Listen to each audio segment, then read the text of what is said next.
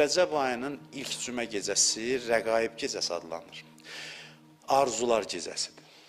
Onun bəzi adamlar deyir, alimlər deyir, adamlar ki, onun o əməllərinin rəvayətləri zəifdir, sənədləri zəifdir. Qəbul edirik, bəli. Bəzi rəvayətlər var ki, orada sənədləri zəifdir. Amma belə bir qayda deyirlər bizə. Deyirlər ki, bir işi rəca qəsdi ilə, rəca yəni ümid niyyəti ilə eləsən, Allah duada, ibadətdə sənəd yoxlamır. Məsələn deyim, mən oxudum ki, filan əmələ filan savab verilir. Sən demə, bu hədisin sənədi zəif imiş. Amma əməl yaxşı əməldir, elə?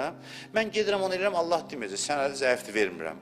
Deyirsən ki, axı burada sənəd zəif nədə yoxlayarlar? Rəvayət, hədislər var ki, məsələn, o qaydalarda, orada olmaz da sənədi zəif, son əməl. Amma bir şey ki, duadır, ibadətdir, əməldir, onu dinini qayda kimi eləmirsən ki, bidət olar, dəqiq deyil axı sənədir. Amma bu ümidlə eləyirəm ki, Allah mənə burada yazılanları verər, bundan artığını da verər, Allah onu da verəcək.